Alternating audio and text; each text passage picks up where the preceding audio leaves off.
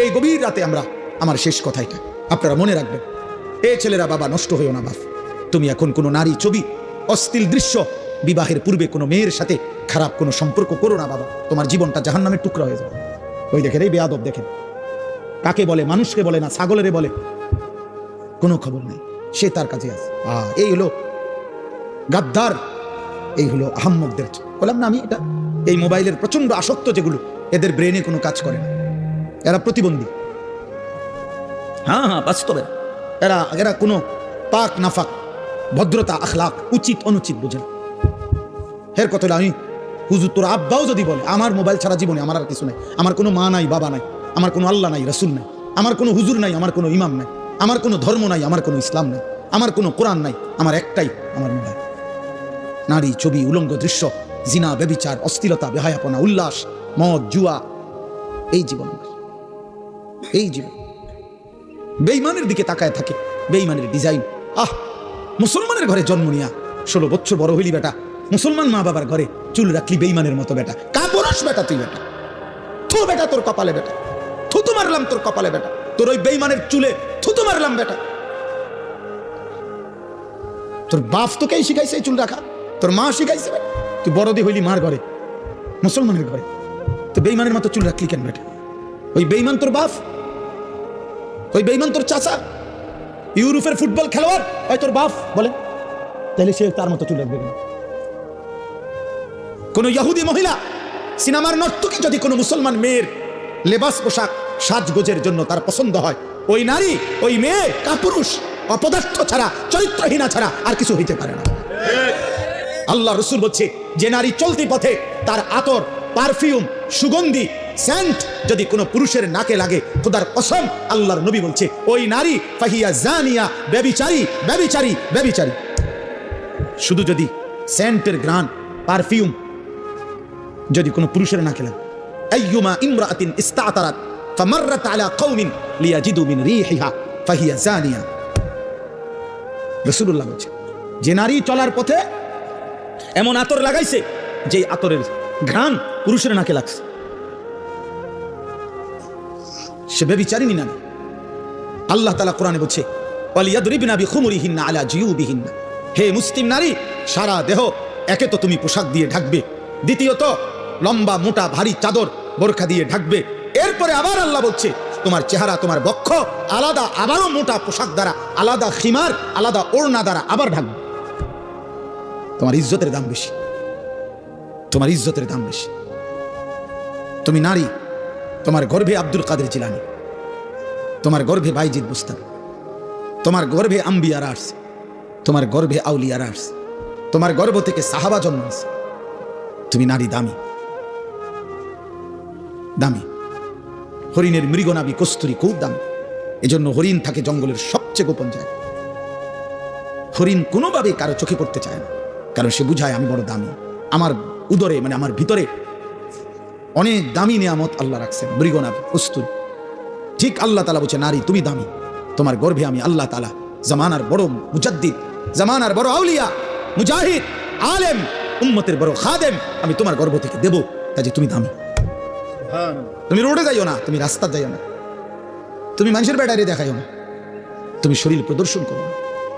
আল্লাহ নিষেধ করছে, ওয়ালা তাবাররাজনা তাবাররুজাল জাহিলিয়াতিল উলা।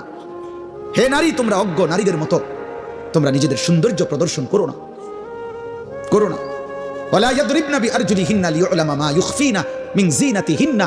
আল্লাহ তাআলা বলেন, হে মুসলিম নারীগণ, জমিনের মধ্যে তুমি এভাবে হেঁটো না যে একটু জোরে, একটু ঠাস ঠাস করে, একটু ভঙ্গিমা করে হাঁটার কারণে তোমার দেহের অবস্থান, শরীরের অবস্থান, তোমার অলংকারের অবস্থান, ঝংকার আওয়াজ পর পুরুষে শুনতে পায়, এটাও তুমি করবা না। আমি আল্লাহ নিষেধ করলাম, নিষেধ করলাম, আল্লাহ নিষেধ করছে। ওয়ালা ইউবদিনা যিনাতাহুন্না, তোমার সৌন্দর্য তুমি প্রকাশ করো না। আল্লাহ তাআলা বলছে, কত আয়াত যে কোরআনে বলছেন, কত আয়াত। আল্লাহ তাআলা বলছেন, মান ইয়াতি মিনকুন্না বিফাহিশাতিন মুবায়্যিনা ইউদাআফ লাহাল আযাব। আল্লাহ বলছে, হে মুসলিম নারী, আমি আল্লাহ বললাম, তোমার দ্বারা যদি প্রকাশ্যে কোনো অশ্লীলতা ছড়ায়, তোমারে দেখা যদি কোনো ছেলে নষ্ট হয়, তোমারে দেখা যদি কোনো পর পুরুষ ছেলে চরিত্রহীন হয়, মেয়েটা নারী, তো আল্লাহ বলেন আমি কিন্তু তোকে প্রত্যেকটা পাপের ডবল ডবল, দ্বিগুণ দ্বিগুণ শাস্তি দেব। তোর নিজের পাপ, ওই ছেলের পাপ।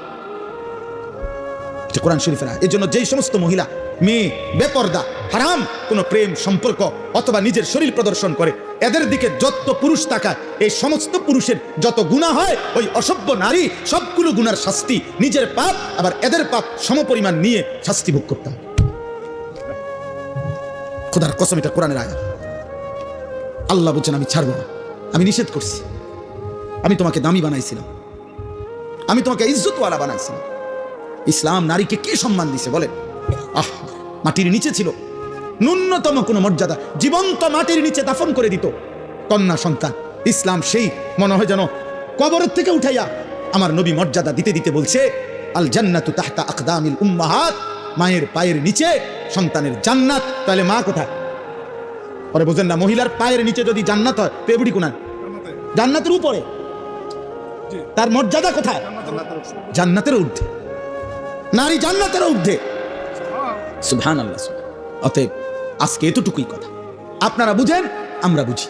আমাদের এই বালিকা মাদ্রাসা, আমাদের ছেলেদের মাদ্রাসাগুলো, আমরা আখিরাত শিখাই, আমরা চরিত্র শিখাই, আমরা আখলাক শিখাই, আমরা ইমানের হেফাজত করতে বলি, আমরা আখলাকের হেফাজত করতে বলি। আল্লাহ আমাদেরকে বুঝ দান করেন, আল্লাহ আমাদেরকে কবুল করে নেন। দেখেন, এবার আমি যেটুকু আয়াত পড়ছি, এবার শুধু তর্জমাটুকু শুনেন, তাইলে কথা শেষ। কোরআনুল কারীমের 18 নম্বর পারা, 24 নম্বর সূরা, সূরায়ে নূর।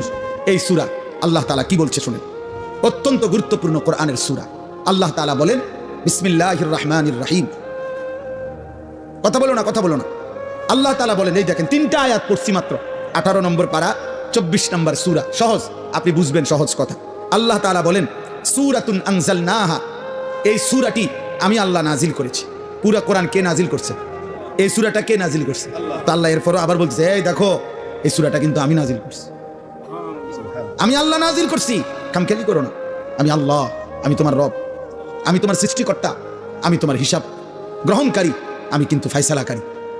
ওয়া ফারাদনাহা, এই সূরার বিষয়টা হালাল হারাম যা বলছি এখানে, এটা আমি ফরজ করেছি। এই সূরার বিধান আমি ফরজ করেছি।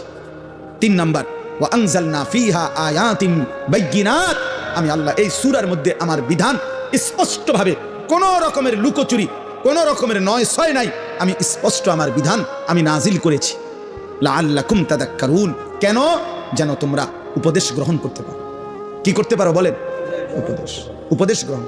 এখন এতগুলো ভূমিকা বলে আল্লাহ কি বলছে এরপরের আয়াত দেখেন, আয-যানিয়াতু ওয়াজ-যানি ফাজলিদু কুল্লা ওয়াহিদিম মিনহুমা মিআতা জালদা। এইটাই বলছিলাম, কোন ছেলে মেয়ে যদি ব্যভিচার করে, জিনা করে, আল্লাহ বলেন ব্যভিচারিণী নারী